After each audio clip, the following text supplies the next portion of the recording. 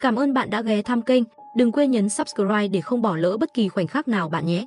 Trước ngày tận thế ập đến, trong ngôi làng tôi ở khá hoang vắng, zombie đang lêu lộng hành khắp nơi. Chúng tôi phải đóng cửa thắp đèn để bảo toàn tính mạng cho của người dân.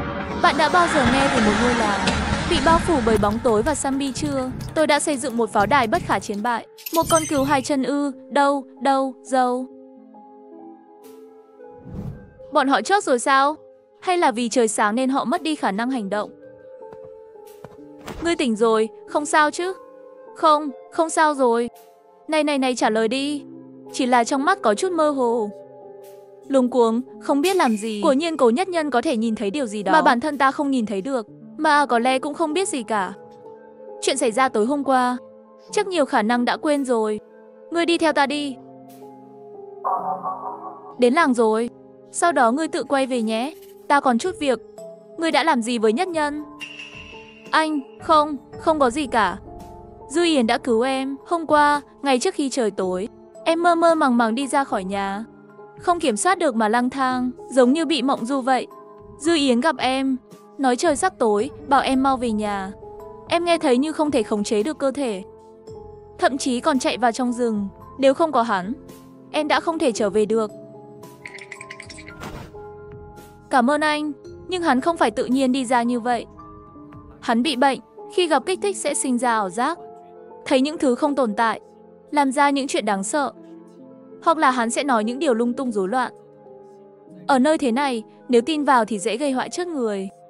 Tốt nhất người nên tránh xa Nhất Nhân một chút. Lúc hắn phát bệnh thì như kẻ điên vậy. Mấy ngày nay, biểu hiện quả là không cho Cố Nhất Nhân tiếp xúc với mọi người. Tối hôm đó nguy hiểm như vậy cũng không chịu xuống xe. Chắc chắn Cố Nhất Nhân đã nói gì đó với Trương Lệ. Nhìn phản ứng của Trương Lệ thì không thể là bí mật của bản thân. Không muốn Cố Nhất Nhân tiếp xúc với dân làng. Là chuyện bí mật về ngôi làng. Dư Yến từ mỗi chai dầu đều lấy ra một chút dầu đèn, rót lên áo lót ngắn tay. Cho dù là người cẩn thận đến đâu, chỉ cần không có tiêu chuẩn để so sánh thì rất khó phát hiện trong chai dầu bị rút bớt dầu đèn. Đủ dùng một đoạn thời gian ngắn rồi, lần sau mang theo dụng cụ tốt hơn rồi hãy đi. Dư Yến thở phào nhẹ nhõm, rồi mới cẩn thận giấu túi na lăn vào người, rồi đốt chiếc áo ngắn tay thành tro. Hình như vẫn còn chút việc chưa làm.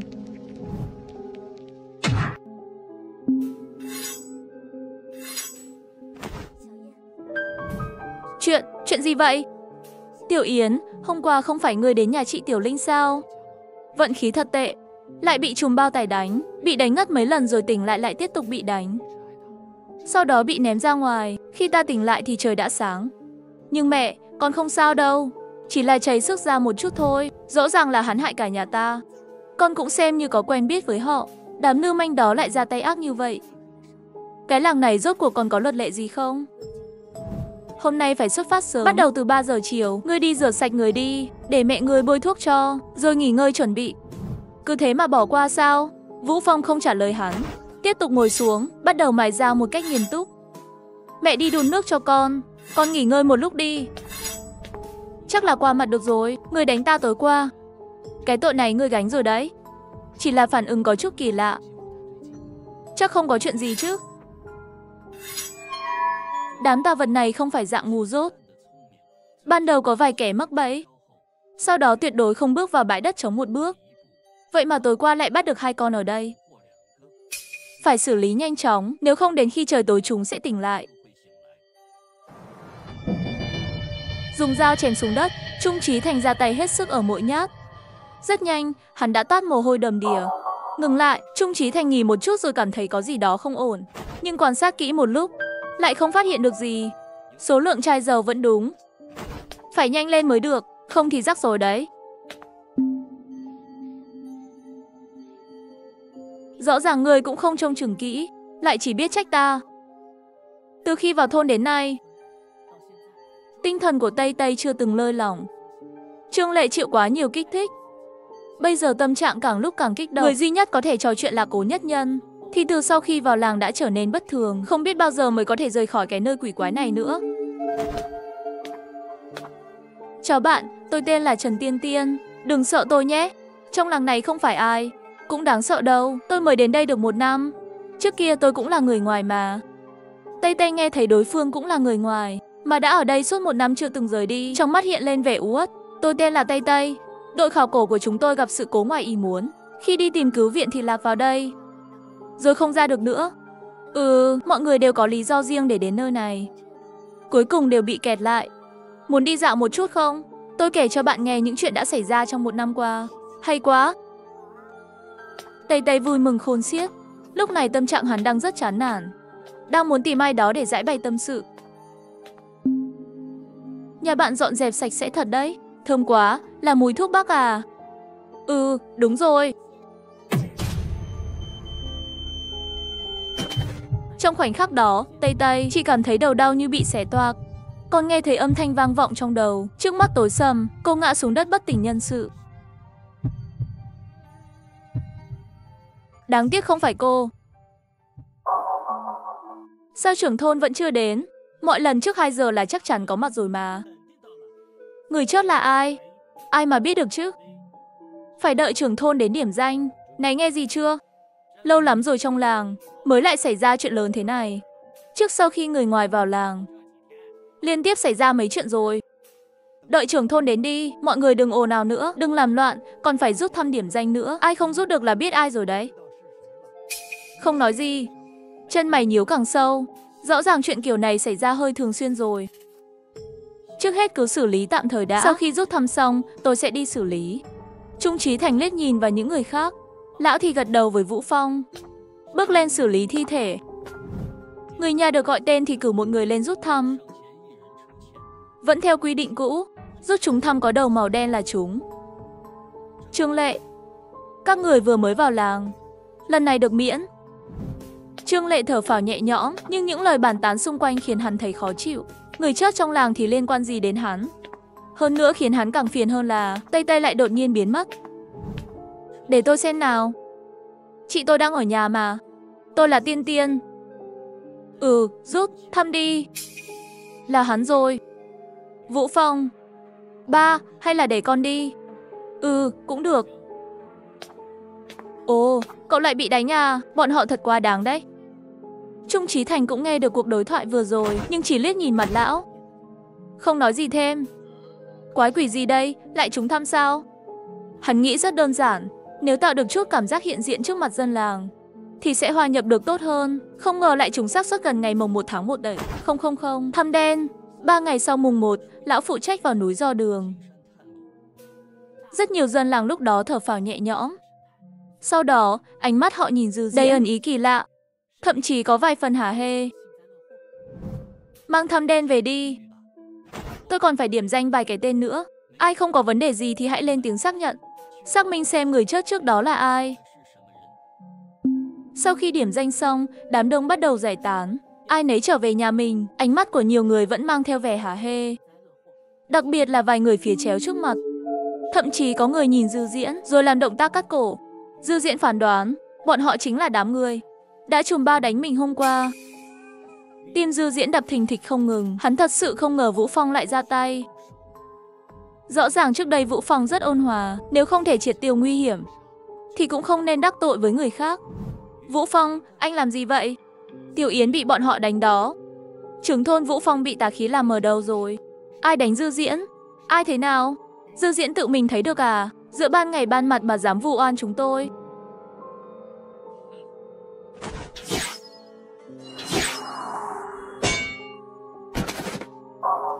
Trần Tiên Sinh là nhân chứng. Anh ấy cũng nói là bọn họ quá đáng. Đừng chơi trò mưu mẹo với tôi, cũng đừng giả ngu. Tôi biết là các người, Tiểu Yến cũng biết là các người. Nếu Tiểu Yến có mệnh hệ gì, tôi sẽ tìm các người tính sổ. 3 ngày nữa phải vào núi. Cậu về chuẩn bị cho kỹ đi. Tôi sẽ quay lại một chuyến nữa. Bà Đồng cũng sẽ đến trừ tà cầu phúc. Trong núi đầy dãy nguy hiểm và điều chưa biết. Ý của Vũ Phong là phải thám hiểm. Năng La không nghĩ vậy. Anh ta đại diện cho phần lớn. Ý kiến của dân làng đến con đường của họ chỉ có 2 hướng. Một là đi ra ngoài, 2 là tiến sâu vào trong. Con người không thể không mắc sai lầm cả đời. Chỉ cần sơ sẩy một lần sẽ chốt trong tay tà khí. Cuối cùng cũng chỉ thành quỷ hồn bên đường. Tiểu Yến, sao em ngẩn người ra vậy? Sắp tối rồi. Đi nhanh lên. Người trước xui xẻo sáng nay tên là Đằng Cát, là một người đàn ông sống một mình. Năm đó khi anh ta vào làng, có vợ, nhưng bị tà khí rớt chớt. Từ đó về sau anh ta mượn rượu giải sầu, tà khí dần sẽ hiểu rõ trong làng yếu điểm của từng người, sau đó dụ họ bước ra khỏi nhà. Vũ Phong nhận ra rằng bản thân đang suy nghĩ về ngôi làng này trước mặt bao người. Anh ta đã phá lệ, trực tiếp đe dọa người khác. Dù có để lại hậu họa, Vũ Phong vẫn sẵn sàng trở mặt tại chỗ. Ngôi làng này rất đáng sợ, nhưng cũng có cảm giác như một mái nhà. Ba mẹ, chúng ta nhất định sẽ ra khỏi đây. Sẽ có một ngày, cả nhà mình sẽ rời khỏi nơi này trong trọn vẹn. Đi thôi. Chị thích anh sao?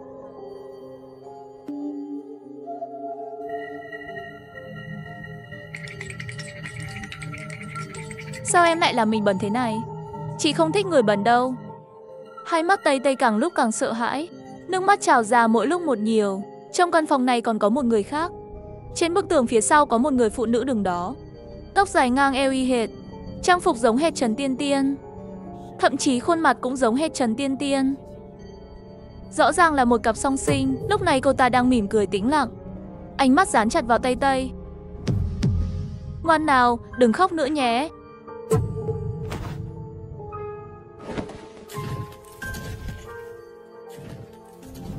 Chị, ăn chậm thôi, đừng vội. Trần Tiên Tiên lặng lẽ nhìn cảnh tượng này, có vẻ rất vừa mắt cô ta. Chỉ là trong đầu cô vẫn luôn nghĩ về một người, chính là Dư Diễn. Hôm đó, chị gái cô lại có phản ứng, còn phát ra tiếng nữa, phải biết lúc đó trời vẫn còn sáng. Chị à, đợi em nhé, tôi sẽ nhanh chóng đưa Dư Diễn đến cho chị. Như vậy có lẽ chị sẽ tỉnh dậy ban ngày để ở bên tôi. Khám phá trong núi, có lẽ Cố Nghị Viên sẽ biết gì đó. Ngày mai tìm cơ hội nhờ Tây Tây giúp một tay. Đột nhiên linh cảm khiến anh giật mình. Anh nhìn chằm chằm về phía cửa sổ. Bên ngoài cửa sổ trấn song gỗ có một người đang đứng yên lặng. Người đó chính là Từ Khai Quốc. Suýt, nhỏ tiếng thôi, đừng để họ nghe thấy. Người trong nhà này không bình thường. Cặp vợ chồng đó thực ra là hai tà vật, rất nguy hiểm. Dư Diễn thấy tê dại. Chuyện quái gì thế này? Những lời Từ Khai Quốc nói giống hệt như đêm đầu tiên anh đến đây, hoàn toàn giống hệt. Mau mở cửa ra, tôi đưa cậu ra ngoài. Từ Khai Quốc trông rất kỳ quặc. Anh ta có vấn đề sao? Hình như không có. Mở cửa rồi anh ta cũng không vào, còn từng giúp mình. Cố Nghị Viên cũng không có vấn đề. Rốt cuộc vấn đề nằm ở đâu? Anh cũng là tà vật à? Đúng vậy, cậu mở cửa trước đi, tôi sẽ nói cho cậu biết. Người trong nhà này không bình thường đâu. Trên bàn có cơm. Tiểu Yến, ăn nhanh đi, sắp nguội rồi. Dạ, mẹ. Ba con đi duy trì trật tự rồi. Trong làng lại có người chết nữa, là người phụ nữ ngoại làng mấy hôm trước. Thi thể của Tây Tây thảm đến mức đáng sợ. Tay chân vặn vẹo rời rạc, đặc biệt là khuôn mặt bị cắn đến biến dạng không thể nhận ra. Dư Diễn cảm thấy nghẹn thở. Thật ra Tây Tây là người khá dễ nói chuyện, tính cách thân thiện. Có lẽ đó cũng là lý do cô ấy bị dụ ra ngoài. Bây giờ thì chẳng còn hy vọng gì để gặp Nghị Viên Cố nữa. Thiến Thiến mất tích từ hôm qua. Tôi tìm người của anh cũng không thấy đâu cả. Lúc rút thăm anh lại xuất hiện đúng lúc. Rút xong rồi, anh cũng nên giúp đi tìm Thiến Thiến chứ. Anh bảo sắp tối rồi cơ mà. Anh coi mình là trưởng thôn kiểu gì vậy? Anh bảo vệ cái quy củ làng này kiểu gì? Lúc anh tìm tôi đang bận việc.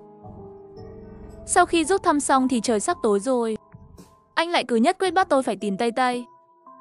Ai mà dám đi lại trong làng sau khi trời tối chứ? Cả cái làng này chẳng có ai ra hồn hết.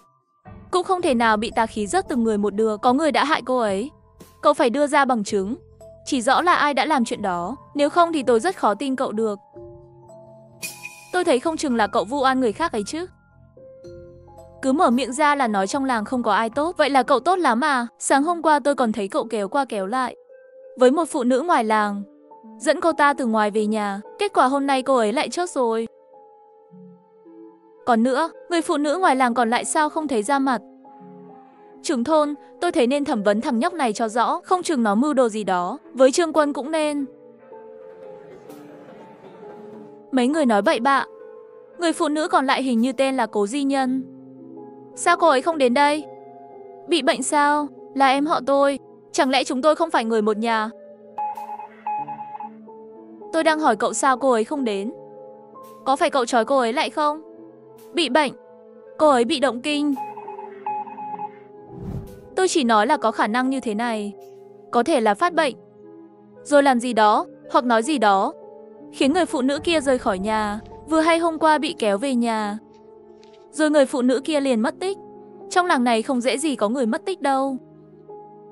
Trừ khi chính cô ta trốn đi, không để ai thấy. Sau đó tối qua lại gặp phải tà vật.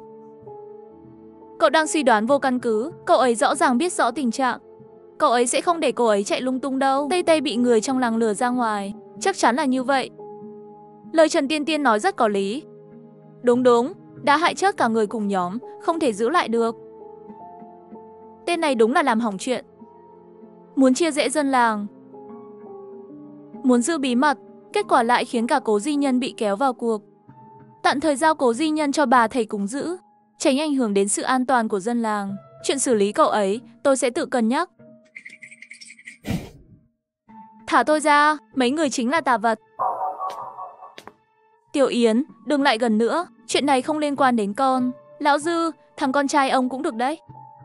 Chỉ là hơi thật thà, dễ nổi lòng tốt. Chuyện lần này không nên can dự đâu. Chuyện này khó giải quyết thật, mọi người đều là người ngoài vào làng. Chỉ cần có nguy cơ, họ sẽ không bỏ qua đâu. Túi này vẫn còn ở đây, không ai nhặt lên sao? Đôi bông tai vàng này nhìn quen quá. Nhóc con, trưởng thôn đang cứu cậu đó. Đừng có gọi em họ ngọt xớt như thế. Chữ sắc là lưỡi dao trên đầu đấy. Cậu đối xử chân thành với cô ấy. Cẩn thận giữ cô ấy cho kỹ. Đến lúc nào đó cậu mời tà vật vào nhà, nó thật sự sẽ moi tim gan của cậu. Cậu còn trẻ mà. Nghe lời khuyên đi.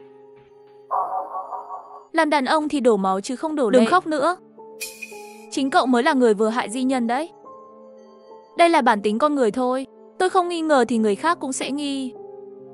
Tôi đến đây để nói cho cậu biết. Hôm qua tôi đã thấy một người đi chung với cô gái đã chết kia. Ai vậy? Sao cô không nói sớm? Vừa nãy đông người như vậy, nói ra tôi sợ bị trả thù. Tôi chỉ là một cô gái yếu ớt thôi mà. Muốn biết thì đi theo tôi. Tôi có chứng cứ ở chỗ tôi.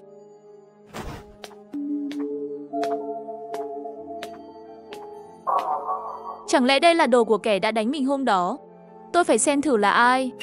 Chỉ nhớ tua ngược, từng người từng gặp mặt Dư Yến. Lướt qua trong đầu, cuối cùng một gương mặt quen thuộc dần hiện rõ. Thì ra đây là đồ của Tây Tây. Việc cấp bách lúc này là nghĩ cách cứu Cố Di Nhân. Có lẽ anh ấy biết điều gì đó, bao gồm cả mối nguy hiểm trong núi. Hesi, hắn thì chẳng ra gì, nhưng muốn cứu Cố Nghị Viên thì phải mượn danh phận của hắn.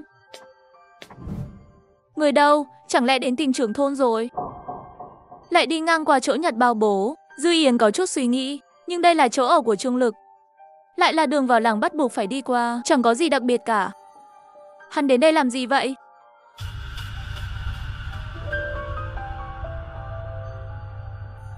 Thật ra chị em Trần Tiên Tiên đã đến làng 3 năm rồi.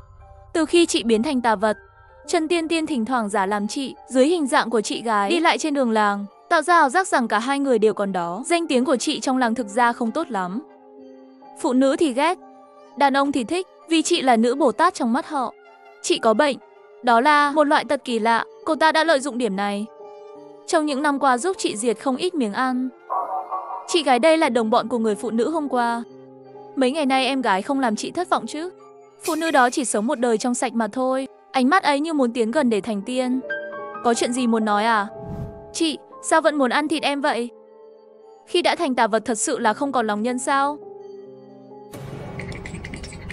Ái cha, đàn ông đúng khác biệt thật. Em tỉnh nhanh hơn Tây Tây nhiều đấy. Có tiếng gõ nhẹ vang lên. Dư Quải đã quen nên không để ý. Tiếng gõ nhanh hơn. Có lời nói nhỏ lọt vào nhà. Người trong nhà này không bình thường, phải đối phó với cái bẫy này.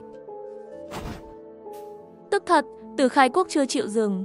Dư Yến bỗng đứng dậy, đi đến bên cửa sổ. Từ Khai Quốc biến mất, chỉ để lại chuỗi chữ trên kính đang mờ dần. Tôi là tà vật, đừng tin lời tôi.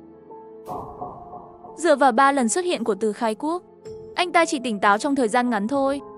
Vì vậy, những lời anh ta nói trong 3 lần đến đều không kiểm soát được. Chỉ là thoáng chốc anh ta có thể tỉnh táo. để truyền một vài thông điệp cho mình. Lần đầu tiên anh ta truyền thông điệp về kẻ cố ý. Đêm nay anh ta truyền thông điệp đừng tin anh ta. Vậy chắc anh ta cũng truyền gì đó hôm qua. Từ Khai Quốc vừa có thể tỉnh táo ngắn ngủi. Liệu có giống mình không? Có thể anh ta là người đến trước, đã phần nào khám phá được núi Quế Sơn, nhưng cuối cùng không thành công. Bị đồng hóa, chỉ để lại chút tỉnh táo, dẫn dắt người tiếp theo, cũng chính là mình. Chỉ có điều, tại sao Từ Khai Quốc không giữ được sự bình tĩnh và tỉnh táo khi đối mặt với đền bản, hay là nó không hiệu quả với anh ta? Tiểu Yến, em ngủ chưa? Mẹ muốn vào nói vài câu với em. Được rồi mẹ, đợi tí, con mở cửa cho mẹ. Gia đình mình sống như vậy cũng tốt. Những điều bố dạy con, có cái con có thể nghe, có cái con không nên nghe. Những năm qua, người ra vào làng thay đổi hết lượt này đến lượt khác. Có người nhanh chóng chết, có người sống sót rất lâu. Con biết tại sao không? Ai cũng muốn rời khỏi nơi này, nhưng chẳng ai có thể rời được. Tiểu Yến, con còn nhỏ, hay có nhiệt huyết cuồng nhiệt. Con muốn làm điều gì đó để thể hiện mình. Còn bố con thì nhiều lúc lại quá thông minh. Như thể với mọi chuyện đều đã chín chắn rồi mới hung hăng, nên mới muốn thăm dò đường đi nước bước như vậy. Nhiều gia đình trúng số, người giống ông ấy từ đó không bao giờ trở lại nữa. Trái lại, những người dân ngoan ngoãn, tuân thủ luật lệ lại sống sót. Gia đình ta thiếu ai cũng không được. Con hiểu rồi, mẹ. Biết là tốt rồi. Con phải khuyên bố. Bây giờ có thể ông ấy sẽ nghe con. Cố gắng giữ mình nhé.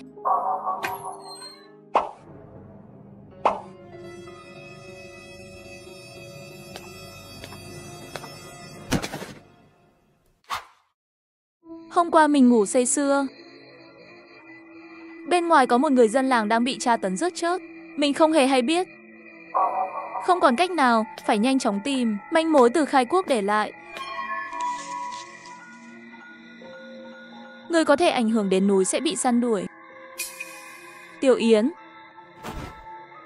bố lại có người chót rồi. Sợ đến mức muốn ói.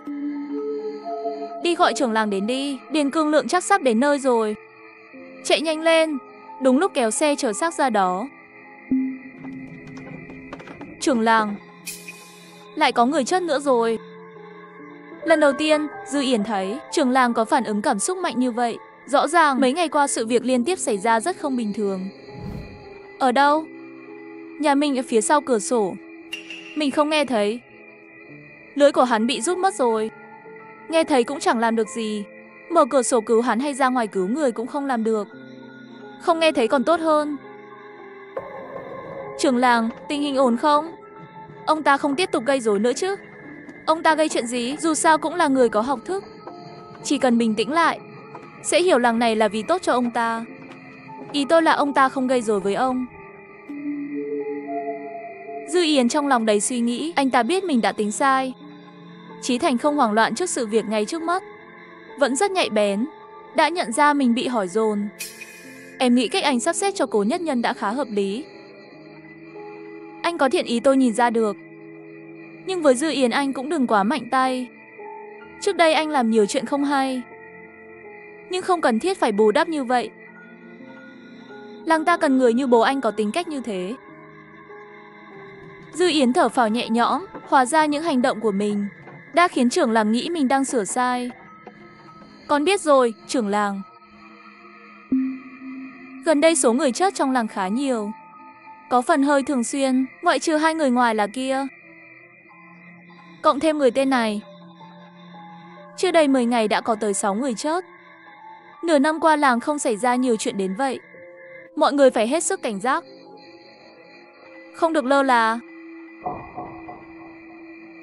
Bố có thấy chuyện gì không đúng không? Bố có thấy chuyện gì không đúng không?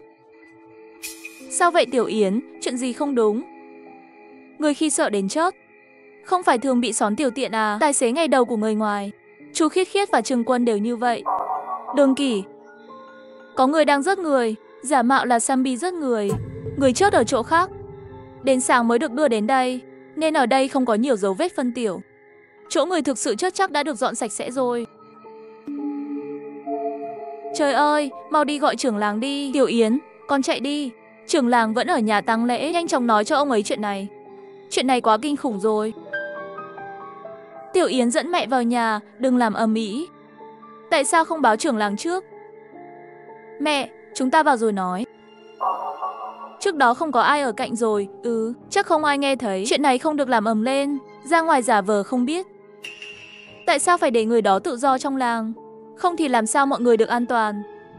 Chúng ta biết người đó là ai không? Một khi trưởng làng biết chuyện, chắc chắn sẽ huy động cả làng đi tìm kỹ lưỡng. Nhưng ông ấy có tìm ra được không? Đối phương có chịu giấu không? Ngược lại còn dễ khiến hung thủ biết ai đang truy tìm. Lộ mặt mình, gia đình ta sẽ bị để ý đó. Làng có zombie ư? Lại còn có người giết người. Chúng ta phải tìm cách rời khỏi đây. Phải rời khỏi nơi này. Ngoài gia đình ta ra, không thể tin ai trong làng này. Biết mặt không biết lòng. Ngày mai phải vào núi thám hiểm đường đi. Phải cẩn thận hơn. Khi trời vừa tối, mọi người đều chú ý bên ngoài, nên hung thủ thả xác. Phải đợi đi khỏi mới làm. Lúc đó tôi chú ý vào xác. Có thể đã bỏ sót điều gì. Ký ức hồi tưởng, như trở về đêm khuya. Quét thời gian là 5 giờ 10 phút sáng. Đẩy cửa ra, ngoài tầm nhìn dường như có bóng người đang khom lưng. Cúi vai vội vàng đi về phía cửa làng. Hình ảnh thoáng qua mất. Trở lại thực tại. Chỉ có khoảnh khắc quay đầu nhìn thấy hình ảnh đó sao? Tiểu Yến chỉ có thể lại nhớ lại. Quả thật trong tầm nhìn có bóng người mờ ảo. Chỉ là sương mù quá dày, không thể đoán nổi cả chiều cao.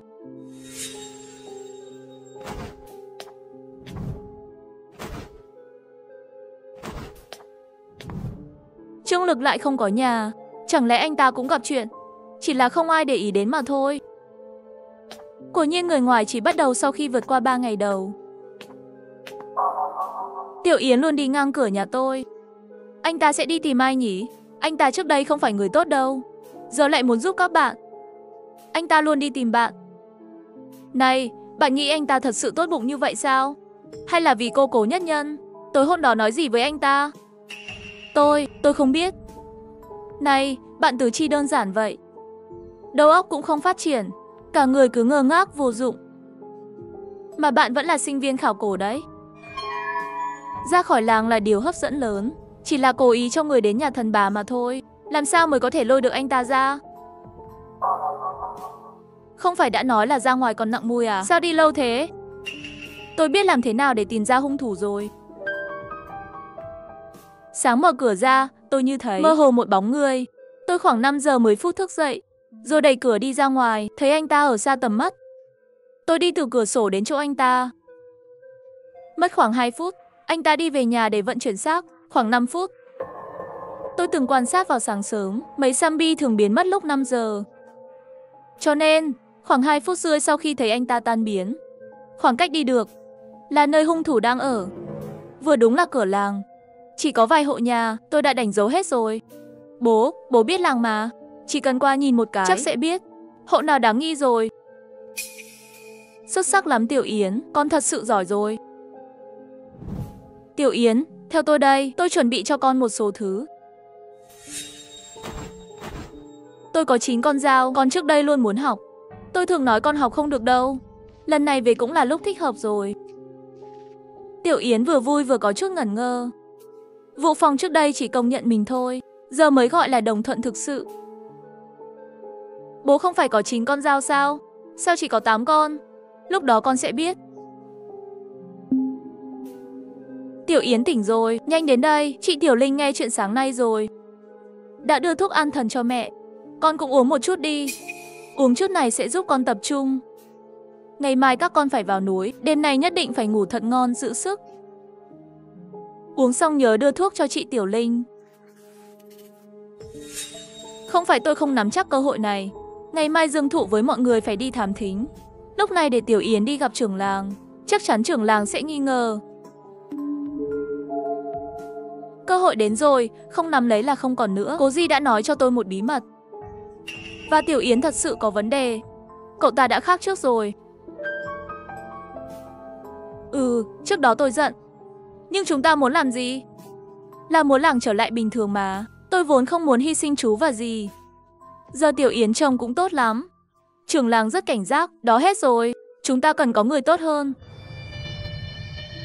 Con có thể phán đoán ai đang giả làm zombie rước người trong làng không? Người có thể ảnh hưởng đến núi sẽ bị săn lùng. Vấn đề không phải ở núi trong làng. Thực ra là ở trên núi. Làng thì không ra khỏi núi được. Người có thể ảnh hưởng đến núi. Ý nó là núi què giữ người lại. Việc zombie rước người có thể giải quyết được. Nhưng một khi có người như vậy, người đó sẽ bị săn lùng. Thì Tử Khai Quốc đã bị săn lùng rồi, trở thành zombie. Nên Tử Khai Quốc đã tự nhắc mình sẽ có người muốn săn lùng mình, phải cẩn thận. Trong số các con có zombie. Là ai vậy? Gia đình các con đã đủ rồi. Tôi cũng nói một yêu cầu. Vũ Phong, tôi mong con đi thêm ít nhất 1 dặm nữa. Tất nhiên tôi biết con nhất định sẽ đi. Đi thêm một đoạn. Tương đương chúng ta có thêm một chút hy vọng. Trên đường, không ít người dân làng đứng xem và nhìn xa xăm. Một vài người trong mắt họ có chút khinh bỉ nhẹ nhàng. Một số người lại mang vẻ thờ ơ, vô cảm. Nhưng phần lớn là thái độ hả hê, vui mừng trước cảnh người khác gặp khó khăn. Quẹo qua khúc này, chúng ta sẽ quay lại chỗ. Bắt đầu từ đây có phải là zombie không? Zombie? Lâu rồi mới có người nói câu này. Trên đời thật sự có zombie à? Nếu có thì tốt, đi hướng này đi. Nhà ta lâu lắm rồi chưa rút phải lá đen. Không biết 2 năm nay, những người trong vùng đã dò đường ra xa tới đâu rồi. Vũ Phong tiếp tục bước đi, tư thế tự nói thầm với mình. Tiểu Yến hiểu rõ điều đó, anh ấy lại đang truyền tin cho bản thân mình. Không chắc lắm, con quạ đáp không tự nhiên. 9 phần 10 là vậy. Người trong làng chỉ quanh quẩn quanh đây một vòng thôi. Không làm gì cả, rồi quay về. Nếu không thì trưởng làng đã không phải đề nghị rõ ràng như vậy. Điểm dừng chân đầu tiên đã đến, nghỉ ngơi ở đây một chút. Ăn chút gì đó. Chỗ này còn khá sạch sẽ. Đến cả mạng nhện cũng không có. Quả thật là sạch. Ít nhất những người rút lá gần đây chỉ tới được chỗ này thôi. Ngày hôm sau là quay về rồi. Cố Di ngẩng đầu lên, muốn nói nhưng lại thôi. Tiểu Yến rất hiểu bản thân mình. Anh ấy có lẽ chỉ định đi đến đây rồi dừng lại. Chỉ vì phát hiện ra nguy cơ trong làng hôm qua, phải tìm đường thoát thôi. Ăn uống xong nghỉ ngơi thêm một lúc. Vũ Phong gọi mọi người lên đường, cả nhóm đi, dừng lại rồi lại đi. Khi mặt trời lặn, đi đến điểm dừng chân thứ 3, ở đây nhà nhỏ hơn chỗ đầu. Xung quanh là những cây cổ thụ to lớn, mang không khí u ám rất đáng sợ. Bên cạnh còn có hơn 10 ngôi mộ nhỏ. Tối nay nghỉ ở đây sao? Không được, chỗ này quá nguy hiểm vào ban đêm, phải tới điểm dừng chân tiếp theo mới được. Ban đêm nguy hiểm, có nghĩa là ngoài zombie còn có thứ khác nữa. Những thứ này chính là những ngôi mộ nhỏ kia. Có phải là những người dò đường đã tới đây mà không thể quay về không?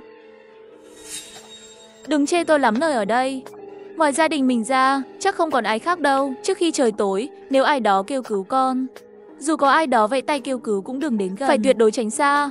Dù có nhìn thấy người quen đi nữa thì cũng không phải là người quen thật. Hiểu chưa? Tiểu Yến lặng lẽ ghi nhớ. Chỉ là rõ ràng chưa có chuyện gì xảy ra, mà cảm giác rợn người đã đến rồi. Tại sao nhất định phải để cả nhà đi dò đường? Rõ ràng như mẹ là phụ nữ thì có thể ở nhà được. Đúng mà. Là có thể. Nhưng nếu thế thì sẽ không ai dò đường kỹ lưỡng. Mọi người sẽ lo lắng cho vợ con ở nhà không an toàn. Ngược lại, nếu tìm được lối thoát, cả nhà có thể cùng rời đi. Người có chí thì sẽ càng muốn tìm được đường ra.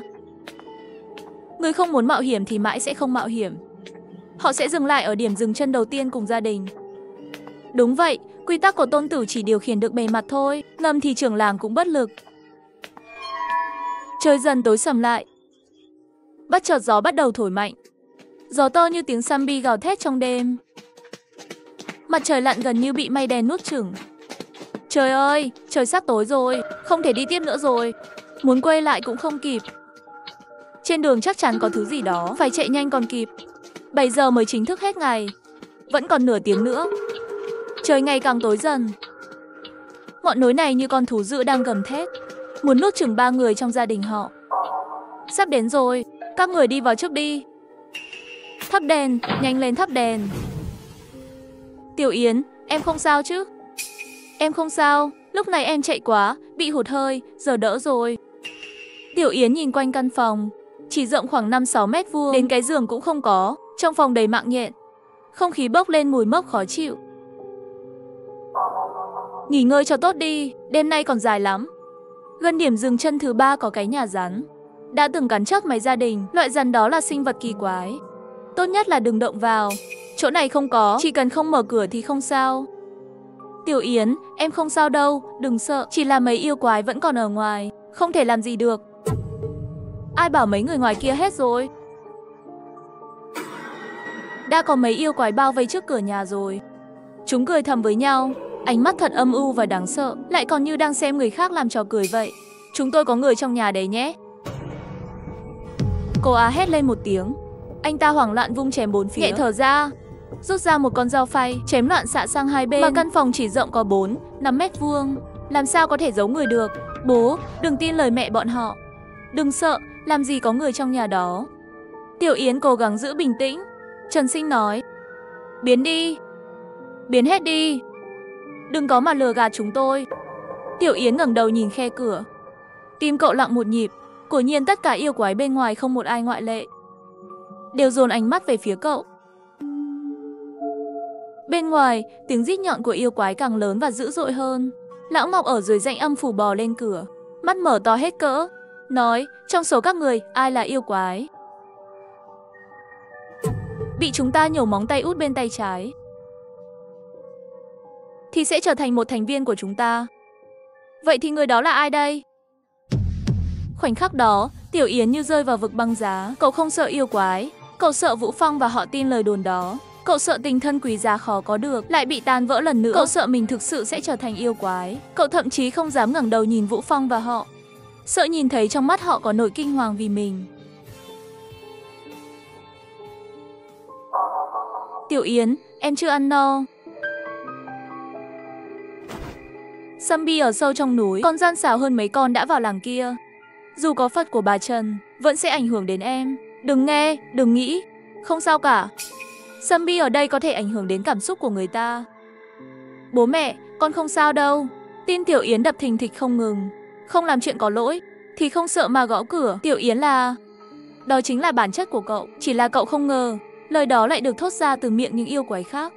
Tiếng cười bên ngoài vang lên liên tiếp, dồn dập không dứt, giống như người bên ngoài cười nhạo, còn người trong nhà tự dối mình.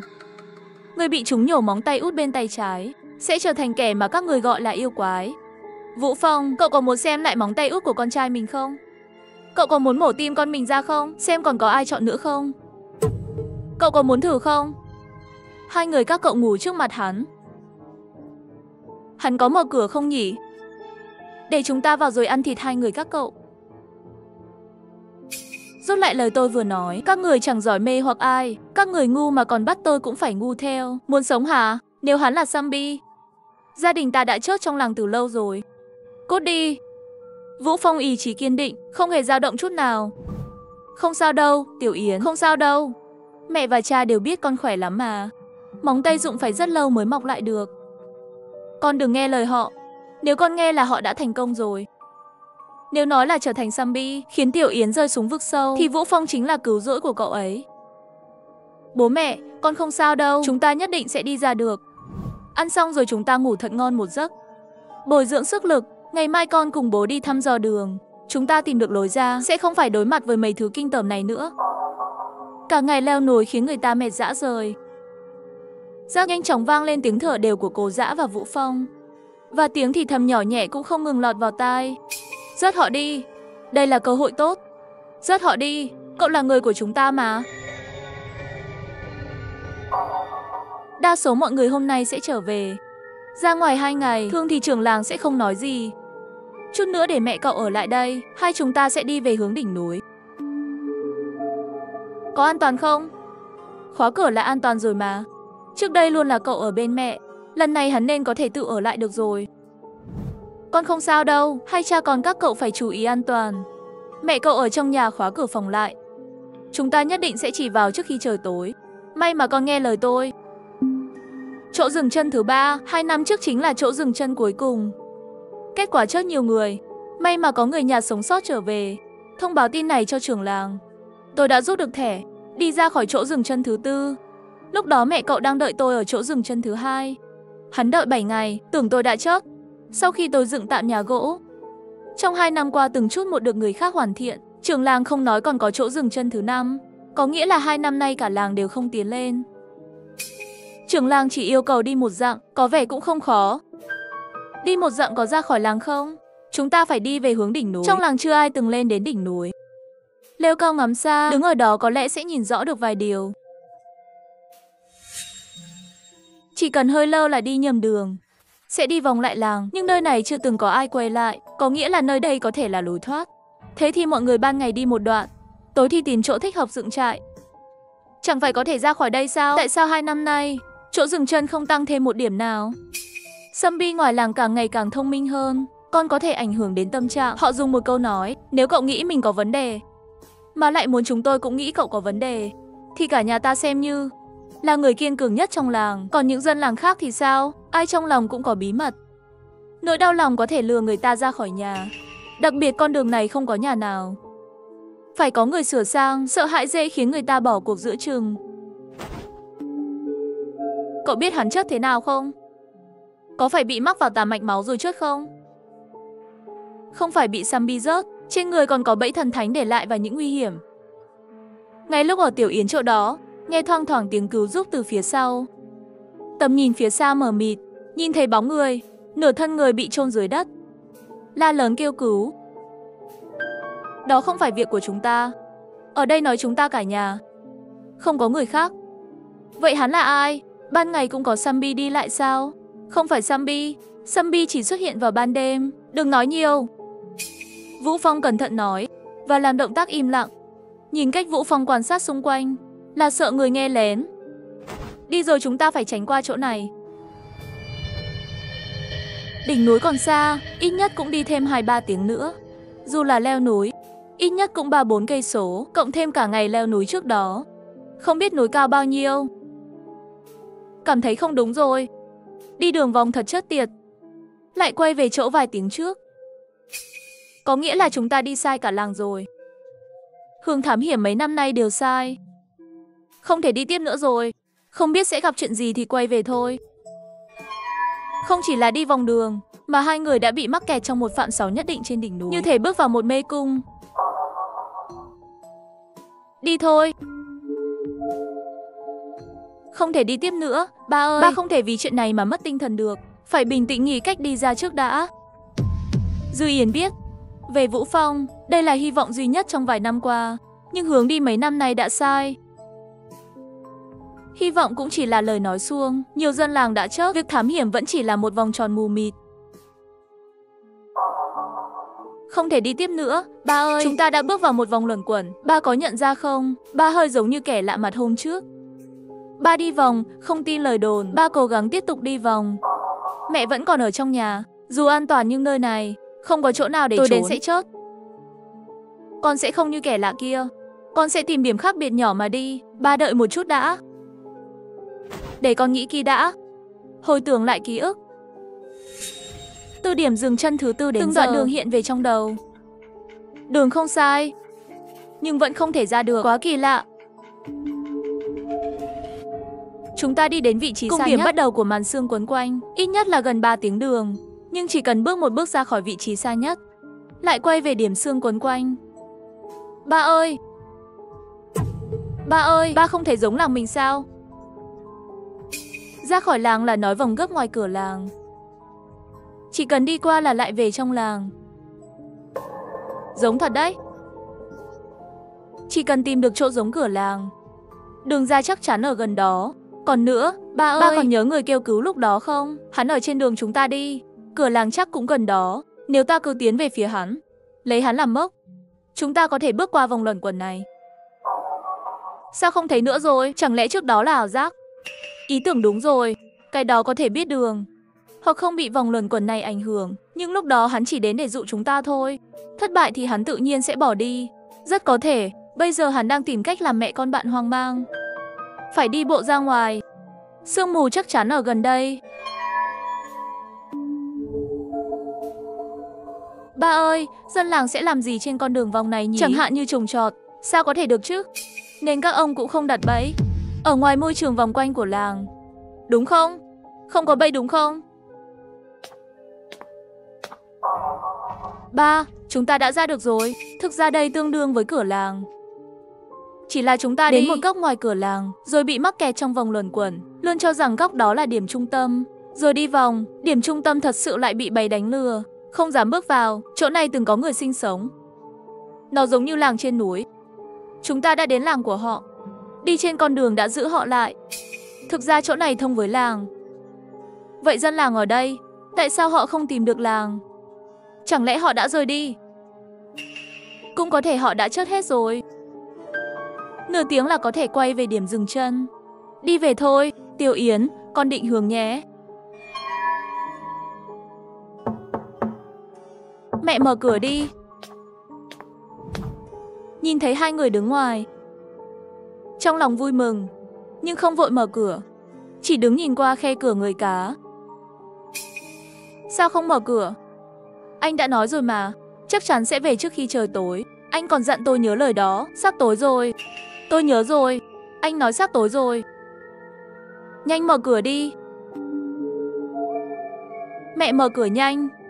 Bên ngoài có thứ gì đó không bình thường. Sắp tối rồi, mở cửa cho chúng con vào. Mẹ mặt tái mét, niềm vui biến mất hết. Anh không nói gì nữa. Mẹ, bà thế nào vậy? Zombie sắp xuất hiện rồi, nếu không mở cửa, chúng ta sẽ chết ngoài kia. Tiếng đập cửa to hơn, như bị đập mạnh.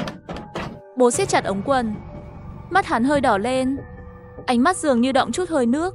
Hắn không sợ hai thứ ngoài cửa tiến vào núi sâu, vì sau một đoạn đường, những thứ đó sẽ ẩn nấp trong bóng tối quan sát, lén nghe các chi tiết giữa con người với nhau, sau đó giả dạng làm người. Điều hắn sợ là trời sắp tối, zombie sắp xuất hiện, vẫn chưa trở lại. Mẹ, mở cửa đi. 5, 10, 15, 20. Tiểu Yến, mau vào đi. Hai bố con không sao chứ? Mẹ, thật may quá. Có thứ gì đó từng tấn công mẹ sao? Không sao đâu mẹ ổn mà. Bọn chúng có nghe trộm cuộc trò chuyện giữa chúng ta, nhưng chúng không biết mật hiệu giữa con và ba. Tiểu Yến quả thực không tầm thường. Hôm nay nếu không có con, thì trước khi trời tối. Trời ơi, vậy thì ngày mai ta lên đường về thôi. Việc có thể quay lại làng trước khi trời tối, phải nói cho trường làng biết. Không chừng hướng dò đường trước đây là sai. Ngày mai vẫn chưa đi được. Tôi và Tiểu Yến định đi quan sát xung quanh, xem thử dân làng trước kia ở đây là đã chết hết hay đã thoát ra ngoài. Tiểu Diệp, em sao thế? Em thấy không khỏe à? Em không sao, chỉ là đi cả ngày thấy hơi mệt. Nó sắp biến thành tà túy rồi. Em rớt bọn họ đi, thì em có thể ở bên chúng tôi rồi. Tiểu Yến, đừng để ý đến chúng, nghỉ ngơi sớm đi. Trời tối rồi, ngươi nên ra đây rồi. Nó không ở đây. Cố Di Nhân nhẹ nhàng nói, như đang dỗ dành thứ gì đó, nhưng đợi mãi vẫn không có gì hồi đáp. Ngươi đi đâu rồi? Ra đi, mau ra đây. Ngươi đang rình trộm, ta biết ngươi lại đang rình. Ngươi dọa nó sợ rồi, chỉ có nó mới có thể đưa chúng ta ra khỏi đây. Chỉ có nó mới có thể giúp ta rời khỏi ngôi làng này. Cút đi, chết đi. Hôm đầu tiên tôi đã quan sát hắn. Hắn cứ tìm kiếm đồ trong phòng rồi thì thầm lẩm bẩm. Phát hiện tôi nhìn thì bắt đầu chửi rủa. Những ngày gần đây càng trở nên nghiêm trọng hơn. Hắn có thể nhìn thấy những thứ mà chúng ta không thấy. Nghe thật hoang đường, nếu hắn thật sự nhìn thấy được gì đó, thì tôi chắc chắn cũng phải thấy được. Mỗi khi phát bệnh lại mắc bệnh công chính. Tên Trương Lực đó không hề nói dối. Tây có lẽ đã tin lời nói nhảm của hắn lúc phát bệnh và bị tà túy hại chết rồi. Yếu tố bất ổn quá cao. Hãy nhốt hắn vào miếu sơn thần đi, đừng cho dầu đèn, để hắn chết. Trương Lực đã mất tích. Dựa theo lượng dầu đèn còn lại trong nhà, có thể đoán rằng hôm người kia bị bắt, hắn không hề trở về nhà. Theo tôi thấy, Cố Di Nhân có bệnh là sự thật. Chỉ là hắn còn giữ chút hy vọng, nghĩ rằng lời hắn nói có phần nào là thật. Thế nhưng tình hình làng đến chúng ta còn không giải quyết nổi. Hắn thật quá hoang tưởng rồi. Loại người này chết thì cũng mặc kệ. Dù không có Cố Nhất Nhân, thì hắn cũng không sống được lâu trong làng đâu. Lão Trung, anh cũng không cho rằng Cố Nhất Nhân biết gì đó đấy chứ. Anh là trưởng làng, càng phải thận trọng hơn. Tuyệt đối không được để xảy ra chuyện, nếu không trật tự và bình yên bao năm của làng sẽ bị phá vỡ mất. Mê mông, tôi không nghĩ vậy, chỉ nhân tiện nhắc Trương Lực mất tích thôi. Vậy thì ngày mai đưa hắn đi luôn. 2 ngày 2 đêm rồi mà vẫn chưa về. Chẳng lẽ chết ngoài kia rồi sao? Ôi bà Đồng và trưởng làng cũng vậy. Chắc họ không còn tin lời của Cố Nhất Nhân nữa rồi. Còn chưa thả người, đợi chết đó thôi. Trương Lực thật sự là kẻ ngốc. Chỉ thám hiểm có một ngày hôm nay, mày đi cùng tao đi. Tao sợ họ không theo lẽ thường. Bố Dạ và Tiểu Yến đều cười vui. Phát hiện ra một ngôi làng khác có thể con đường ra ngoài. Chỉ thám hiểm một ngày thôi sao? Mấy thứ rình mò của bọn họ ngày càng nhiều, rất phiền phức. Nếu nhiều hơn nữa, chúng có thể trực tiếp làm hại mình. Ngư cũng không hỏi nhiều, chỉ nhìn quanh tầm mắt mình. Xung quanh của thật không có ai trốn. Xa gần xung quanh, chỉ có vài con cừu trên sườn đồi đang gặm cỏ. Đã rớt rất nhiều cừu. Theo chân cha tôi, chắc có bẫy nên cẩn thận.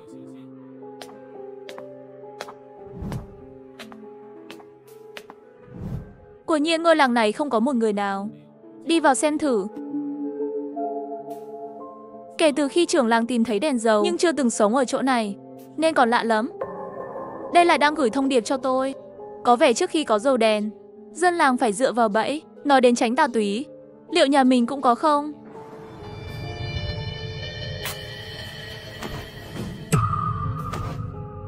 Cảnh tượng trước mắt khiến da đầu Tiểu Yến tê dần. Dựa vào tường có 8 bộ xương nằm đó. Hốc mắt đen xì, xương mũi nhỏ nhắn, có người lớn lẫn trẻ con. Không sao, họ không phải chết vì tà túy. Tiểu Yến gật đầu thầm. Nếu họ chết dưới tay tà túy, xác không thể nguyên vẹn như vậy được. Họ bị thứ khác rớt chết, mà không phải do họ có đề phòng. Chúng không thể vào được. Chúng ta phải đi thôi, chúng có thể chết vì bệnh. Xem thêm chỗ khác rồi đừng vào vùng địa thế nữa. Mấy năm qua làng dò dẫm thăm dò vô ích. Đi vào làng khác, lại đi vào con đường không thể thoát. Mọi người vẫn hy vọng dân làng đó có thể rời đi, muốn giữ lại chút hy vọng. Thực ra họ chỉ mãi mãi rời khỏi thế gian này, chứ không phải thoát khỏi nơi này. Quay về đi, bây giờ kịp thời gian đi rồi. Quay về chỗ nghỉ thứ hai. Vũ Phong cùng mọi người quay trở lại đường cũ, nhanh chóng rời khỏi làng. Đi được nửa đường, Vũ Phong đột nhiên mặt trở nên u ám, đột ngột dừng bước. Chỉ thấy trên ngọn cây mà họ vừa đi qua, treo lủng lẳng một người. Toàn thân người đó đầy vết thương do bẫy gây ra, máu me loang lổ, thảm thương không chịu nổi. Cứu tôi với, cứu tôi với. Ông già cầu xin. Ông nhìn về phía Vũ Phong và mọi người. Cứu tôi đi, tôi đau quá. Tiểu Yến, em đi phía trước đi. Vũ Phong như không nhìn thấy ông ta, nói với Tiểu Yến. Đừng nhìn. Lời nhỏ nhẹ vang vào tai, là cậu Á nói rất khẽ. Tiểu Yến không hỏi han gì, cũng không nhìn người già đó. Rừng sâu núi thẳm, ông già rơi vào bẫy, kêu cứu. Giữa lúc đó chỉ có tiếng đu đưa của xích đu. Cứu tôi với, cứu tôi với. Làm ơn đi. Vợ già tôi bị bệnh. Con trai và con dâu tôi vẫn đang chờ tôi về nhà. Tôi đang chảy máu, cứu tôi với. Ánh mắt ông già dán chặt vào Tiểu Yến. Giọng càng van xin hơn. Cảm giác bị nhìn chằm chằm khiến Tiểu Yến rùng mình. Dù anh không chủ động nhìn ông già, nhưng ánh mắt lệch vẫn thấy được đồng tử ông ta. Rất đáng sợ. Chớp mắt đã sắp ra khỏi vùng này. Tiểu Yến vừa muốn thở phào, bỗng nhiên, cả hai bên bụi cây và phía sau, bất ngờ hơn chục đến 20 người xông ra. Cả nam lẫn nữ, tất cả đều nhìn chằm chằm vào anh. Cơ thể Tiểu Yến đột ngột run lên. Chuyện quái gì vậy? Nhiều người thế này. Tiểu Yến, nếu em nhìn thấy gì thì coi như không thấy. Chúng ta đi đi, đây là vùng đất của Cố Á rồi. Nói nhỏ vào tai Tiểu Yến. Bỗng nhiên Tiểu Yến phát hiện Vũ Phong đã biến mất. Mày bị điếc à? Tao bảo mày đi cứu người, ông ta cứ kêu cứu về phía mày. Sao mày không thấy? Đám đông tiến tới, hàng chục người chắn trước mặt Tiểu Yến. Đừng chết tiệt. Độc ác thật. Đó là một ông già cơ mà. Nhà ông ta còn có vợ con đang chờ anh. Nhìn thấy chớp mà không cứu. Mày bị mù à? Ánh mắt mọi người đều đồng loạt hướng về phía Tiểu Yến. Cảm giác áp lực ghê gớm đến nỗi nghẹt thở khiến Tiểu Yến cảm thấy vô cùng nặng nề. Dù chỉ trong chớp mắt, nhưng như trải qua một cuộc tra tấn dài đằng đẵng.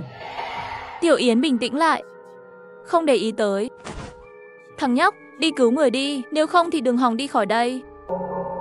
Hai người tiếp tục đi. Nhóm người kia vẫn bao quanh, không chỉ bao quanh mà còn nhìn chằm chằm, không chỉ nhìn, họ còn lẩm bẩm nói liên tục không ngừng. Tiểu Yến cố gắng không nghĩ đến, không nhìn, nhưng trước mặt là người, trái phải đều là người, ánh mắt không thể tránh khỏi, chỉ còn nhìn bằng mắt xéo. Cuối cùng Tiểu Yến nhận ra, mắt của những người này khác với người bình thường. Trong khoảnh khắc đó tại thế hàng đường, cảm giác dùng mình càng ngày càng mãnh liệt. Ánh mắt của vài người xung quanh càng thêm dữ tợn, như sắp sửa tấn công. Tiếng nổ vang rền bất ngờ phát ra. Tiếng chân nặng nề vang lên trên mặt đất. Mọi người xung quanh đột nhiên kinh ngạc, chạy tán loạn khắp nơi, chớp mắt đã chạy mất dạng. Tiểu Yến vừa muốn quay lại, Vũ Phong thì thầm bên tai, đi đi, đừng quay lại. Nơi này không thích hợp để nói nhiều, về rồi sẽ nói. Những người đó là ai vậy? Không phải dân làng đó đâu nhỉ? Là những người hôm qua giữa đường kêu cứu rồi đến gây phiền phức. Đi xa thêm một chút nữa. Sau chuyến hành trình dài, chỗ dừng chân thứ 3 cuối cùng hiện ra trong tầm mắt. Vũ Phong cùng mọi người không dừng lại, đi thẳng tiếp về phía xa hơn. Có người ở điểm dừng chân? Không phải người. Ngoài chúng ta ra, gia đình 3 người thì không có người bình thường nào khác. Tôi đã từng thấy dấu hiệu ở đây. Lúc đầu tưởng là dấu vết của dân làng đi thám thính, ai ngờ lại là cột mốc của thằng cháu. Những thứ đó không phải là con người, nhưng nếu bạn chủ quan cho rằng chúng có đặc điểm con người, thì chúng sẽ được gán cho thuộc tính đó. Nếu khẳng định chúng không phải người trong phạm 6 hoạt động của chúng, thì sẽ khiến chúng ngày càng giống người hơn. Vì thế cách khôn ngoan nhất là không quan tâm đến chúng. May mà trong làng bỏ hoang có những thứ này. Những người dân trong làng vẫn đang chống lại chúng, còn chúng thì vẫn giữ bản năng sinh vật sợ hãi tự nhiên. Sambi là điều khó hiểu. Tiểu Yến ngoảnh lại nhìn, dưới bóng cây cách đó cả trăm mét, bất ngờ đứng một bóng người, đang chăm chú nhìn về phía họ. Không đúng, đó không phải con người, mà là một con cừu, hình dáng rất kỳ dị. Nó đứng thẳng bằng 2 chân sau, giống như hình người, trên đầu còn mọc một cặp sừng. Con cừu đó đi từng bước chậm chạp và cứng nhắc, nhưng rõ ràng đang tiến về phía họ. Đây mới là lý do tại sao tao không nói cho mày biết chi tiết. Nếu tao nói sớm, khi mày gặp chúng, ánh mắt sẽ khác đi. Chúng sẽ bắt được mày, mà chưa chắc đã sợ hãi hay tránh né nhiều đến vậy. Bây giờ mày nên biết chúng là loài cừu, đi bằng 2 chân thẳng đứng. Bố bì bố là, chúng ta đã rời khỏi phạm 6 hoạt động của chúng. Vậy sao lại có một con theo sau? Sao lại xuất hiện vậy trời? Nó vẫn đang theo tôi. Trong tầm mắt luôn có một bóng người. Nhìn nó còn giống người hơn. Chúng là thứ trong làng. Vì không biết nơi khác, nên không rời khỏi phạm 6 hoạt động đó. Người xưa chưa từng qua chỗ làng đó. Chúng ta đã vào rồi ra. Nó mới theo chúng ta. Còn những con khác liệu có theo không? Nó có về báo không? Nhưng vẫn không ổn. Trước cũng có người tới chỗ đó. Bố cũng từng đến, mà chúng không theo ra. Điều gì đã ảnh hưởng đến chúng vậy? Có phải là thứ này không? Tôi muốn mang về nghiên cứu. Đồ này rõ ràng có thể chống lại chúng. Là đầu và da của chúng. Thật sự nếu có nhiều thứ này, sẽ tạo thành một loại răn đe, cộng với bẫy dành cho thú vật. Chúng sẽ không thể vào khu vực sinh hoạt của dân làng. Chúng ta mang theo ra ngoài, giống như giơ cờ dẫn đường. Chúng sẽ theo đến đây. Đi xa hơn chút. Bố, con nghĩ nên dớt nó đi. Không thể để nó về báo tin được. Nếu không thì phạm 6 hoạt động của chúng sẽ rất rộng, thậm chí còn tiến gần đến làng Quy Sơn. Ban đêm là zombie quấy phá, ban ngày lại có thứ này. Con người thật sự sẽ phát điên. Hơn nữa người vốn đã thiếu thuốc men, lại còn bị những thứ này cắn nát đồng cỏ. Thuốc đông y tìm được cũng chẳng được bao nhiêu. Chết vì bệnh là điều tất yếu. Nhìn lâu dài thì hắn sẽ chết. Tiểu Yến, sao dám? Không thể rớt nó. Nếu không chúng chắc chắn sẽ báo thù. Hơn nữa trời sắp tối rồi. Đường đi này sai rồi. Sau này chúng ta cũng sẽ không quay lại đây nữa. Không cần thiết phải chọc giận chúng. Còn khoảng nửa tiếng nữa mới tối hẳn. chỗ này chưa chắc là sẽ không đến lần thứ hai. Dù không đến nữa đi chăng nữa, chúng ta cũng không thể để nguy hiểm đến gần vậy. Tiểu Yến nói đúng mà, được không? Mày vào nhà ở yên đi. Tiểu Yến, mày theo tao vòng ra bao vây nó. Nếu không rớt được thì đừng rớt. Nhanh chóng rút lui. Phải nhớ tuyệt đối không được bị thương. Mày làm sao thu hút sự chú ý của nó. Còn lại để tao lo. Tiểu Yến lập tức tiến lên. Con cừu thấy vậy, từ từ đứng thẳng dậy. Nhưng ngay khoảnh khắc sau, một luồng sức mạnh mạnh mẽ lao tới. Tiểu Yến chợt tỉnh giấc, cảnh giác có chuyện không ổn. Đứng dưới bóng cây, không phải hình dáng như vậy. May mà là cô Á. Cô Á hai tay thả xuống bên hông, mắt đỏ ngầu, môi mấp máy, có vẻ thì thầm điều gì đó. Tiểu Yến, cẩn thận. Tiếng vang của gió, tiếng vang lớn, kéo cảnh về đêm mưa. Chỉ thấy con cừu lao vào Tiểu Yến. Tiểu Yến bình tĩnh đối mặt, lấy dao trong tay đâm mạnh vào đầu con cừu. Tiểu Yến. Lúc này đôi mắt vốn đầy vẻ đói khát và mỉa mai của con cừu bất ngờ lóe lên một tia ánh sáng gần như của con người, dường như không tin nổi có một lưỡi dao sắc bén như vậy. Ngay lập tức lại chìm vào vẻ chớt chốc. Mẹ, con không sao. Tốt rồi mẹ, mau dìu Tiểu Yến về đi. Nhanh đóng cửa bên phải, kêu ảo một tiếng. Bên ngoài có người mạnh tay đẩy cửa, nhưng cửa vẫn không mở. Đèn dầu lắc lư cháy lên. Trời tối nhanh hơn dự đoán vài phút. Thật may nếu đèn cháy muộn thêm một giây, người bị thương sẽ phải vào trong nhà. Gia đình 3 người chúng ta sẽ chớp thảm ở chỗ này. Tại sao lại mang thứ này vào đây? Mức độ quái dị của thứ này không thua kém gì tâm khổ. Nếu đã rớt thì mang về cho thần bà xem có phát hiện gì không. Phòng trước còn hơn chữa sau. Dao rất sắc. Tiểu Yến thầm mừng hành động vội vàng lúc đó. Thực ra ẩn chứa rủi ro lớn. Nếu dùng dao bình thường, hoàn toàn không thể đâm thủng hộp sọ con cừu này. Dao có nhiều cách dùng. Mày dùng cách ngu ngốc nhất để rớt nó. Về nhà bảo sẽ dạy mày dùng dao. À này, sao lúc trước mày lại bỗng dưng đứng hình vậy? Cho nó cơ hội tấn công. À, Tiểu Yến sợ nói thật sẽ khiến cô Á nghĩ vết thương có liên quan đến hắn, nên thì thầm. Lúc đó tao hơi choáng. Nó biến thành người. Ngay khoảnh khắc sau nó quay lại. Nó thành người, tao không bị ảnh hưởng gì. Vũ Phong nhìn Tiểu Yến sâu sắc. Không hỏi thêm. Ăn chút gì rồi nghỉ ngơi cho tốt. Vũ Phong và cô Á trải qua nhiều chuyện. Dù trong điều kiện tệ hại cũng có thể ngủ được. Còn Tiểu Yến thì trằn trọc khó ngủ. Sâm Bi chỉ mê hoặc tâm trí, nhưng đôi chân ngứa ngáy còn có thể lừa mắt người. Suy nghĩ nhiều, đầu óc ngày càng mơ hồ. Bỗng nhiên trong lòng có rút lại. Nhìn lên trên cái xà nhà, sao lại thành người? Đã chết sao lại có hình người thế? Tiểu Yến cắn đầu lưỡi. Quả thật trên đất có nằm một người. Chết rồi vẫn lừa được mắt người. Tiểu Yến cau mày, giơ tay muốn kéo sừng cừu xuống. Một cảnh tượng kỳ quái xảy ra. Hộp sọ con cừu, sừng cừu bất ngờ bị kéo xuống dễ dàng như vậy. Thật là một người. Tiểu Yến, mày làm gì vậy? Ba, con nhìn kìa. Tiểu Yến nhìn xuống đất, chợt cảm thấy da đầu tê dần. Dưới đất không phải người, mà chính là chiếc răng nanh to kia. Chỉ là da đầu con cừu bị lột ra. Hộp sọ bị mở ra, bị hắn cầm trên tay. Tôi vừa rồi rõ ràng thấy hắn là người. Đội mũ sừng cừu lập tức kéo nó xuống. Cái này... Tiểu Yến lắp bắp, càng thêm phân vân. Đặt đầu xuống đi, Tiểu Yến. Vũ Phong ánh mắt lạnh lùng nhìn chằm chằm vào con cừu, xem xét và nghi ngờ. Sau khi tỉnh lại, Tiểu Yến mới đặt nó trở lại. Hộp sọ khớp vào chỗ hở, nhưng hơi kỳ lạ, có vài lỗ nhỏ như bị vật gì đó đâm vào, rồi bị cạy ra. Quá quái dị rồi. Rõ ràng chỉ là con cừu chết, mà vẫn khiến Tiểu Yến thấy như người. Thứ này vốn dĩ chúng ta không hiểu đủ.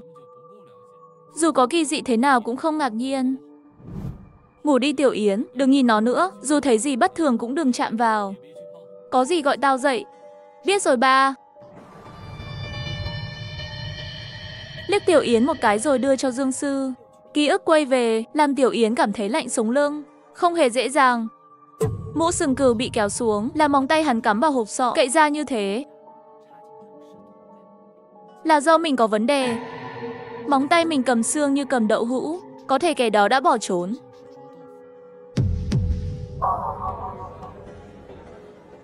Hoặc bị một người trong làng đưa đi.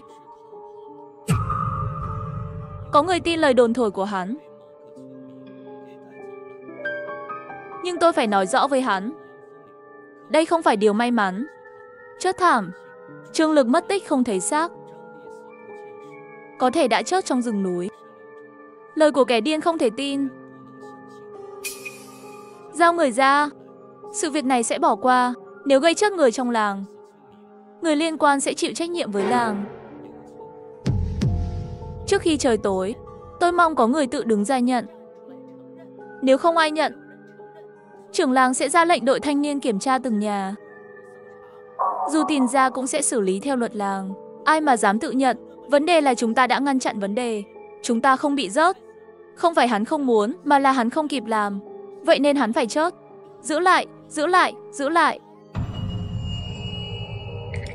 Cậu có nói chuyện về cô Nhất Nhân với người khác không? Không, tôi thể chỉ nói với cậu thôi. Sao có thể được? Nếu cậu không nói, ai sẽ cứu hắn đi chứ? Ngày mai họ sẽ lùng soát cả làng đấy. Cậu có biết chuyện nghiêm trọng cỡ nào không? Đúng rồi, là Tiểu Yến. Chắc chắn là Tiểu Yến một mình qua đêm với hắn. Chuyện này tôi đã nói với cậu rồi mà. 3 người Yuga đi thám hiểm, đã 3 ngày vẫn chưa biết sống chết ra sao. Thằng chết tiệt đó là không nói thật với tôi. Cậu thật sự muốn chết rồi à? Có biết không? Tôi có thể giúp cậu rời khỏi làng. Cậu không được rước tôi.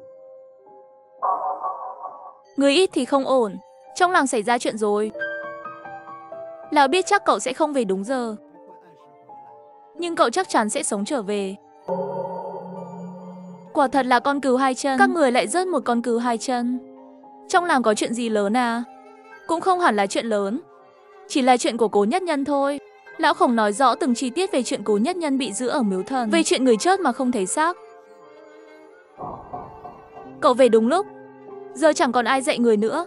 Việc thu làng là điều tất yếu rồi. Cậu hiểu rõ hơn ai hết về địa thế những ngôi nhà trong làng. Không thì thật sự rất khó để tìm. Có vẻ làng có nhiều góc khuất khó hiểu. Độ khó của làng này không phải là chuyện nhỏ đâu. Đi thám hiểm gặp trục trặc. Trưởng làng giờ ở đâu nhỉ? Ở nhà hắn chờ người tới dạy người ta. Vũ Phong báo cáo toàn bộ tình hình thám hiểm cho trưởng làng, bao gồm việc đi đường vòng và 2 chân cừu chết. Còn chuyện người làm người khác lạc, hắn không giấu chi tiết nào cả. Lão Khổng mặt đầy kinh hoàng, mặt tái nhợt, trán toát mồ hôi lạnh.